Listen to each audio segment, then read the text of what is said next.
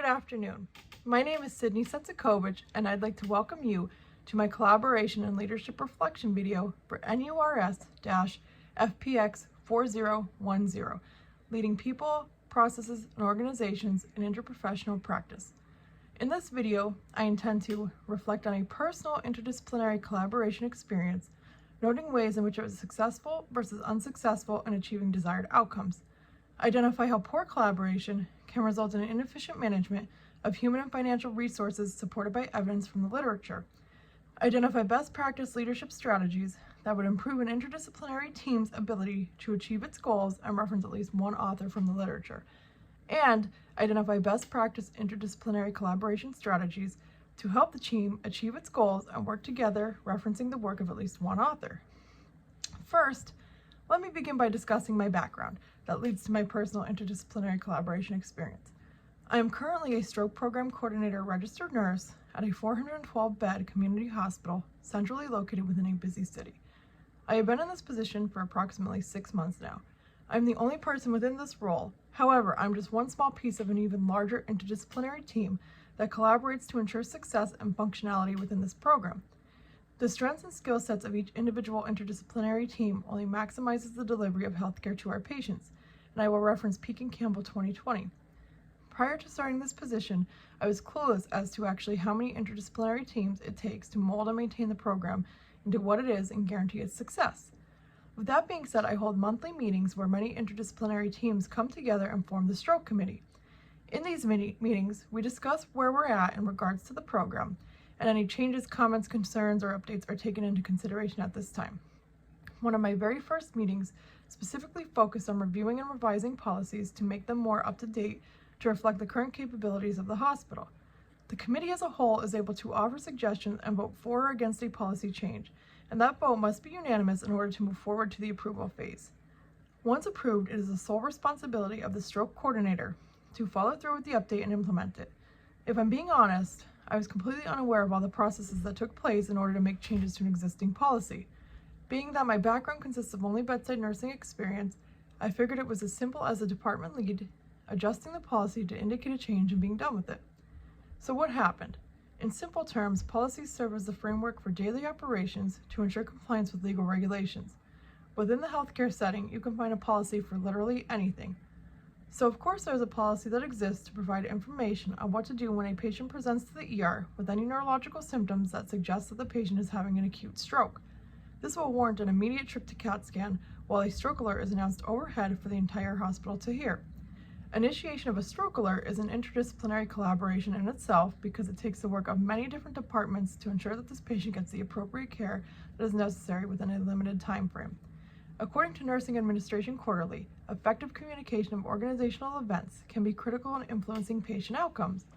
The matter of communication holds the potential to influence the occurrence of adverse events and patient mortality, and I'll reference Britton and Carrington 2019.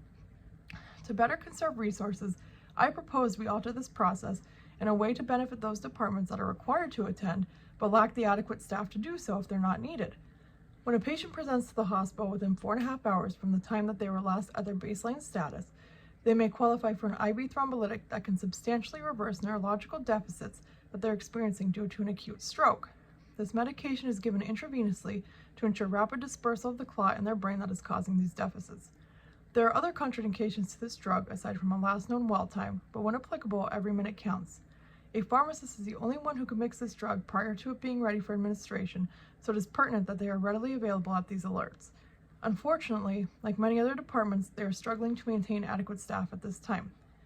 Even with inadequate staff, a pharmacist was required to come to every stroke alert, and more often than not, they're being turned away due to the patient being out of the window for the thrombolytic or any of the other contraindications that are present. For reference, the pharmacy is located at the complete opposite end of the hospital in relation to where stroke patients go for their CAT scan upon arrival. For quick treatment times, they need to move quickly if the patient is going to receive this drug. If we change the policy to distinguish between incoming stroke alerts to determine which ones were in the window and potentially eligible versus those who weren't, it would save a lot of time and resources when it comes to the pharmacy. It would allow the pharmacist to assist with other patients who would actually need their services, instead of pulling them away just to be told they're not needed and sent back to the pharmacy anyway. So what went well? From the International Journal of Nursing Studies, Collaboration between healthcare workers is a strategy that is utilized to improve patient care quality and outcomes. I'll reference Ma ETAL 2018. In this situation, we had a multitude of interdisciplinary teams collaborating to improve patient outcomes by coming to agreements on something that would benefit the staff, which in turn would benefit the patients. Since this policy change mainly impacted pharmacy and their response to stroke alerts, it was up to me to edit the policy, but then up to them to present it at their committee meeting for the official approval. In the end, it was going to benefit them, so there wasn't any reason for me to believe that it wouldn't get approved, and to no surprise, it was. So I began to gather all of my education materials and prepared to present it to the ER staff and provide one-on-one education with each of them. Simultaneously, I sent FYI emails to every interdisciplinary team that I could think of that would need to know such information. Basically, that was the entire hospital. I was extremely proud of the work I put towards educating the staff involved, and the responses confirmed that I should be. I received positive feedback and complete receptiveness from everyone I spoke to. I loved the encouragement, so much so that I ignorantly didn't reach out for help because I didn't want to seem incompetent in my new role. I was even getting recognition for my hard work from the chief nursing officer who didn't even know my name a few months prior. What did not go well? Naturally, being a newer stroke coordinator while implementing a big change, I had my doubts. I did not expect this transition to be so flawlessly executed, but it was, or so it seemed to be. I checked and double-checked all the departments that I made sure to include in at least informing of this change. However, I did miss one major department that is actively involved with stroke alerts. I neglected to notify the switchboard. I did not forget them intentionally. It was an honest mistake, and the compliments and recognition went to my head. Imagine their surprise when the new policy went into effect and the live date arrived and they had to announce this for the first time. Aside from the ER, they are the first people to be made aware of an incoming stroke alert, being that they're responsible for announcing it overhead. Needless to say, there were many confused employees and questions directed right towards me. Being new but feeling confident, it was definitely intimidating and I felt like I had failed. Thankfully, everybody in that department was understanding and took my inexperience into consideration, and it was a simple fix. During my interdisciplinary collaboration, I learned the importance of effective communication and how it influences achieved outcomes. According to the American Journal of Health, effective communication has been proven to enhance employee satisfaction, improve patient care outcomes, and decrease healthcare costs. I'll reference Peek and Campbell again, 2020. I also learned that I should never feel ashamed of asking for help, especially when we are working as a team and I have all those interdisciplinary specialties for support in situations like this. As I explore different methods for personal and professional development within my career, I intend to become a higher functioning member of the team and incorporate my ideas into bettering this program. Once again, Peek and Campbell 2020. I am excited to plan and implement more changes with more of a solid knowledge base this time and less ignorance to achieve my goals. That's all I have. Thank you for listening.